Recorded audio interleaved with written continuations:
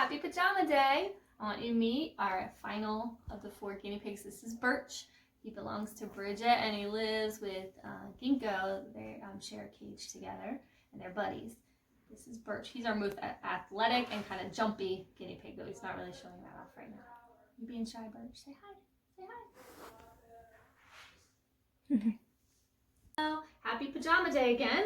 I'm wearing my ladybug slippers. My ladybug pajamas are at school, but it was a great day to be in pajamas today. I hope you had fun wearing your pajamas too. And doing some jumping jacks, right? Our book today is called A Guest is a Guest by John Himmelman. This is one of Tess and Bridget's favorite books from when they were little. A guest is a guest. And there's a chicken on a pillow. Oh, strange. And a little pig. I'm getting a clue about some of the characters. Farmer Bean Buckets, his wife, and their son Billy lived on a farm. You can see they've got chickens, cows, horses, ducks. The Bean Buckets were very kind people, and they always treated their animals like part of the family. Billy was especially fond of a clever little piglet named Oliver. The two of them played together every day. But every night, Billy and Oliver had to go their separate ways.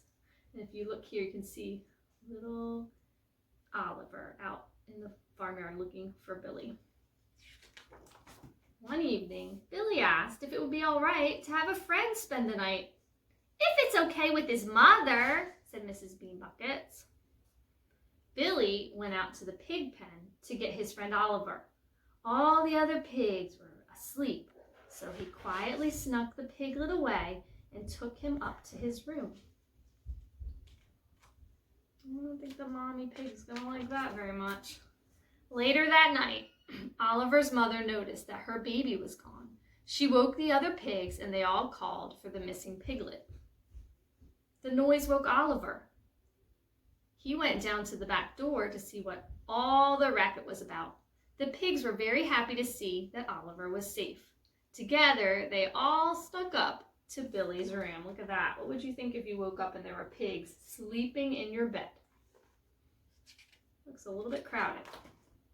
In the morning, the Bean Buckets came down to a kitchen full of hungry pigs. If you look here, one of them's flipping pancakes.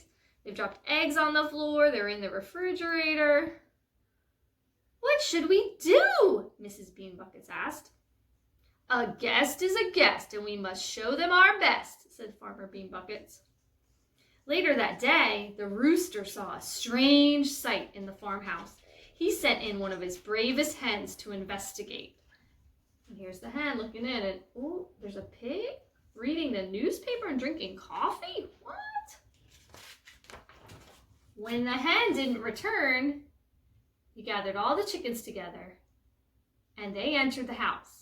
They found her on a big, fluffy pillow. It was the softest nest she had ever sat on, and she wasn't about to leave it. There she is. Soon, there was a hen on every pillow. "What should we do?" Mrs. Bean Buckets asked.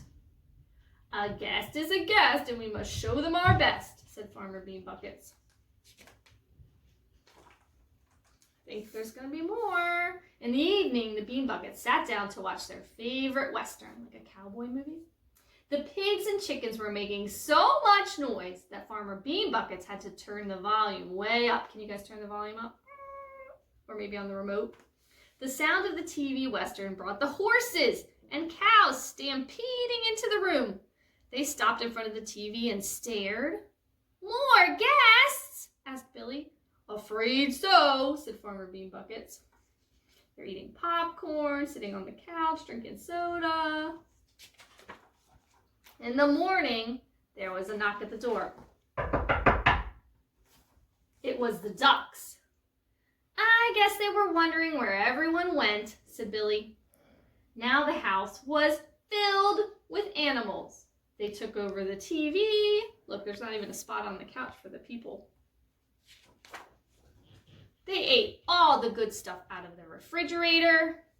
Look, there's almost nothing left.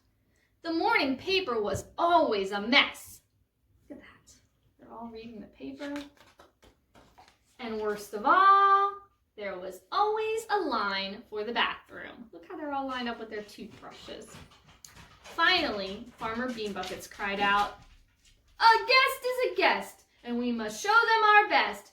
But when enough is enough, you have to get tough." What do you think he's going to do to get them out? That's a big job. That's a lot of animals, and they really like it in the house. So the animals threw the bean buckets out. Look at that. They're all behind the door, and they threw them out of their very own house. Then Billy had an idea. He called Oliver outside to the pig pen. The two of them began to roll and play in the mud. And look who's watching. Maybe they're feeling a little jealous. And when Oliver's mother saw them out there, she led the pigs out of the house and into the pen where they could keep a better eye on the piglet. This gave Farmer Beanbuckets an idea. He jumped onto a perch in the chicken coop. Here's the perch, he's up on that. "Cock-a-doodly-doo," he crowed. The rooster didn't like someone else doing his job, and he led the chickens out to the coop. Killian brought an appropriately themed toy. Yeah, Killian brought his favorite toy, Piggy, to hear the story too. Mrs. Beanbuckets caught on to what was happening, and she rolled the TV into the stable. Because remember, the horses and the cows really liked watching TV. The horses and cows followed right behind her. The ducks were a little more difficult to get out, but moving the tub and shower to the yard did the trick. Look how happy they are. They're diving. One's got goggles on. They love that tub. The Beanbuckets ran back into the house and locked the door behind them. Lock the door. The house was a mess, and after a full day of cleaning, they were exhausted. They were just so tired. Can you make an exhausted face?